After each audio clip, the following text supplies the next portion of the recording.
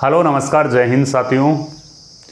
आज के इस वीडियो में अपन चर्चा करने वाले हैं राजस्थान पुलिस की वैकेंसी के ऊपर। यानी कि अगर आप राजस्थान पुलिस में सेलेक्ट हो जाते हो, ये जो 10,000 वाली वैकेंसी चल रही है इसमें, तो आने वाले टाइम में आपको क्या तो इसमें सैलरी मिलने वाली है और क्या क्या आपको प्रमोशन इसमें मिलने वाला है।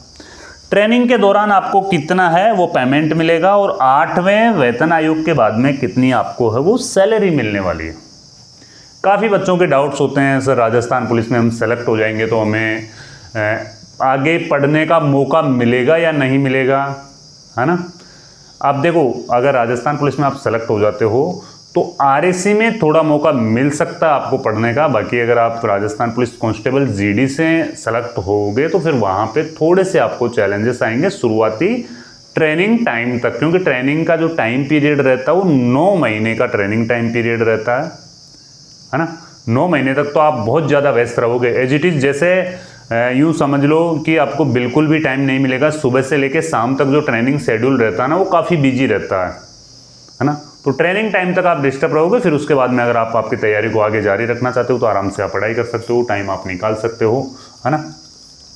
देखो, ट्रेनिंग टाइम के दौरान आपको कितनी सैलरी है वो मिलने वाली है ना। ट्रेनिंग टाइम के दौरान आपको कितनी सैलरी मिलने वाली है, आरएसी यानी कि पुलिस कांस्टेबल और आरएसी में क्या क्या डिफरेंस रहता है, दोनों की ड्यूटियों में क्या डिफरेंस रहता है, दोनों के प्रमोशन में कितना फर्क रहता है ना। कुछ सुविधाएं भी आपको यहाँ पे मिलेगी। देखो, शुरुआत में जो आपको सैलरी मिलने वाली है ना वो मिलेगी 14,600 रुपये, है ना। शुरुआत में जो सैलरी मिलेगी आपको 14,600 रुपये सैलरी आपको मिलेगी और साल में एक बार आपको 8,000 रुपये, है ना। साल में एक बार आपको 8,000 रुपये ये मिलेगा आपको वर्दी भत्ता। ये कपड़ों के लिए मिलता है, यानी कि वर्दी के लिए मिलता है। ये वर्दी भत्ता मिलेगा, साल में एक बार मिलता है। ये आपके प्रोविजन टाइम में भी मिलेगा और फिर उसके बाद में भी आपको कंटिन्यू मिलेगा ना। तो 14,600 रुपये तो आपको मिलने वाली है सैलरी। इसमें से कुछ कटौतियाँ होगी, जिसमें आरजीएचएस यानी राजस्थान जो हेल्थ स्कीम है ना, राजस्थान गवर्नमेंट हेल्थ स्कीम है ना, उसके कटेंगे 400 रुपये।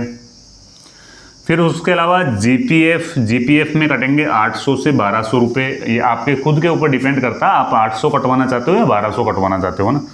रोडवेज में जो अपने को सुविधा मिलती है, रोडवेज में अपना टिकट नहीं लगता है। जो भी पुलिस में सेलेक्ट हो जाएंगे उन जवानों का टिकट नहीं लगेगा रोडवेज में। तो रोडवेज पास जिनके पास होगा उनके कटेंगे 200 रुपये महीने के, ठीक है ना। ये तो होगी कटौतियां। और ये जो सैलरी रहेगी 2 वर्ष तक, पहले 2 वर्ष तक आपकी 14,600 रुपये सैलरी है वो रहने वाली है। साल में एक बार आपको वर्दी के लिए पैसा मिलेगा 8,000 रुपये। चाहे आप कांस्टेबल जीडी से सेलेक्ट हो, चाहे आप आरएसी से सेलेक्ट हो, ना, दोनों में ही ये है, सेम है।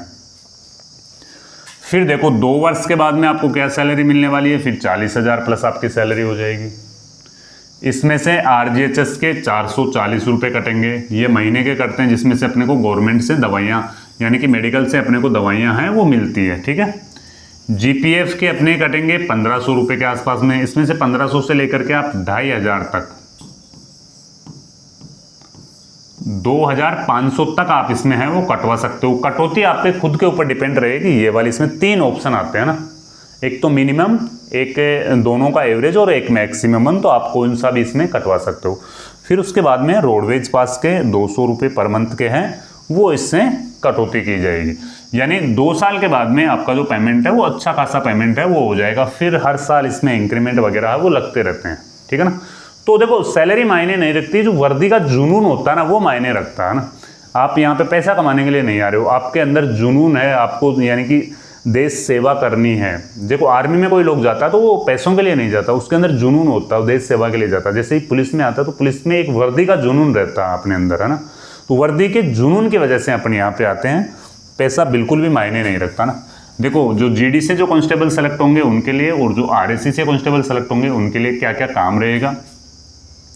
जीडी वालों के लिए जो ड्यूटियाँ रहेगी वो थानों पर ड्यूटी रहती है, जबकि इनकी जो ड्यूटी रहती है वो कानून व्यवस्था में इनकी ड्यूटी है वो लगाई जाती है। यानी कि कानून व्यवस्था या कोई स्पेशल कोई मूवमेंट हो गया या कहीं पे लड़ाई दंगा फसाद हो गया तो वहाँ पे इनको है वो तैनात किया जाता है। कभी कभी अदर स्टेट में भी इनको भेज देते हैं, बाहर राज्यों में कोई दंगा चल रहा तो वहाँ पे भी इनकी कंपनी है उनको भेज देते हैं।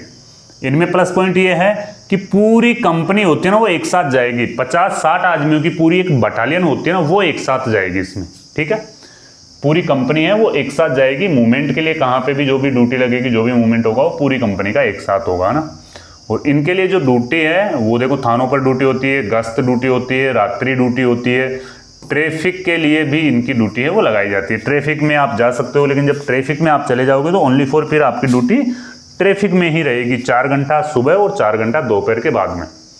ट्रैफिक में जो ड्यूटी है वो 8 घंटे की ड्यूटी फिक्स है, 4 घंटा सुबह रहती है, 4 घंटा दोपहर के बाद में रहती है ना। ट्रैफिक वालों से ओनली फॉर ट्रैफिक की ही ड्यूटी है वो करवाई जाती है ना।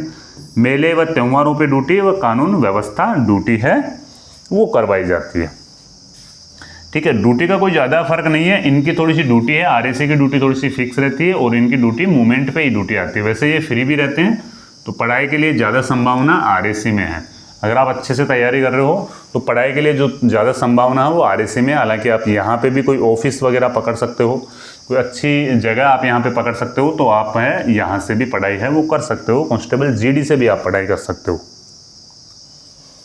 इसके बाद में प्रमोशन की अपन अगर बात करते हैं तो प्रमोशन देखो, अपन सेलेक्ट होते हैं कांस्टेबल से सेलेक्ट होते हैं, वही आरएसी में भी कांस्टेबल से ही सेलेक्ट होते हैं। 9 वर्ष के बाद में 9 वर्ष के बाद में हेड कांस्टेबल का प्रमोशन है ना वो मिल जाता है, और यहाँ पे भी 9 वर्ष के बाद में ही हेड कांस्टेबल का प्रमोशन है ना वो मिल जाता है, ठीक है। फिर उसके बाद में 18 साल बाद में 18 वर्ष के बाद में एएसआई यानी असिस्टेंट सब इंस्पेक्टर का है वो यहाँ पे प्रमोशन मिल जाता। फिर उसके बाद में 27 साल बाद में यहाँ पे सब इंस्पेक्टर का प्रमोशन है वो मिल जाता है, और फिर जस्ट रिटायरमेंट के 2-4 साल रहते हैं। उसके बाद में यहाँ पे सीआई का यानी सर्किल इंचार्ज का पोस्ट है वो यहाँ पे प्रमोशन, लास्ट सीआई तक प्रमोशन है वो मिलता है, ठीक है ना। वैसे तो सब इंस्पेक्टर तक ही प्रमोशन मिलता है, नफरी ज़्यादा हो गई तो इस वजह से काफ़ी तो एएसआई या हेड कांस्टेबल तक ही रह जाते हैं, लेकिन जिनका सेवा रिकॉर्ड, जिनका सर्विस रिकॉर्ड अच्छा है उनको टाइमली प्रमोशन है ना वो मिल जाता, तो लास्ट प्रमोशन है वो सीआई तक जाता, ठीक है। और यहाँ से हेड कांस्टेबल 9 वर्ष के बाद में, फिर उसके बाद में डायरेक्टली सब इंस्पेक्टर की पोस्ट मिलती है फिर इनको 27 साल बाद में, यानी कि ये है 27 वर्ष बाद में। 27 वर्ष के बाद में डायरेक्टली प्लाटून कमांडर की पोस्ट इनको मिल जाती है। हेड कांस्टेबल से डायरेक्टली प्लाटून कमांडर की पोस्ट है ना वो इनको मिल जाती है। फिर उसके बाद में है कंपनी कमांडर की पोस्ट मिलती है, जब रिटायरमेंट के 1-2 साल या 2-4 साल रहते हैं, वो लास्ट के टाइम पे वो वाली पोस्ट है वो मिल जाती है, जो अपन जिसमें होते हैं 3 स्टार होते हैं ना, और प्लाटून कमांडर में होते हैं 2 स्टार। यहाँ पे भी जो सब इंस्पेक्टर होते हैं उनमें होते हैं 2 स्टार है ना, और जो सर्किल ऑफिसर्स होते हैं उनमें होते हैं 3 स्टार, ठीक है ना।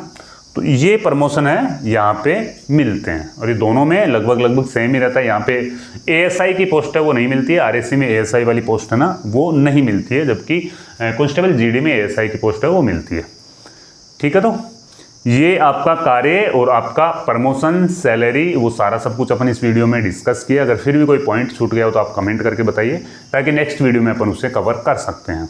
और इस वीडियो को अपने दोस्तों के साथ में ज़्यादा से ज़्यादा आप शेयर करें, ताकि उनके पास भी वैल्यूएबल नॉलेज है वो जा सके। जय हिंद, वंदे मातरम।